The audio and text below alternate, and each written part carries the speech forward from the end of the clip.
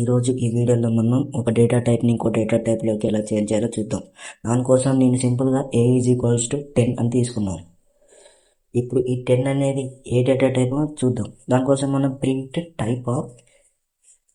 Type of ఏ అని print చేసుకోవాలి. Program run చేసి చూద్దాం.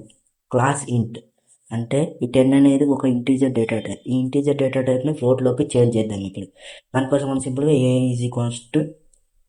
float of 10. ఇప్పుడు మనం చేంజ్ అయిందా లేదా చూద్దాం. దానికోసం మనం ప్రింట్ టైప్ ఆఫ్ ఏ.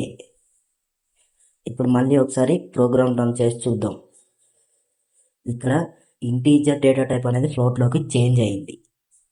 ఇలా మనం టైప్ కాస్టింగ్ యూజ్ చేసి ఒక డేటా టైప్ అనేది ఇంకో డేటా టైప్లోకి మార్చుకోవచ్చు. నేను ఇక్కడ ఇంటీజర్ డేటా టైప్ని ఫ్లోట్ డేటా టైప్ కిందకి మార్చాను.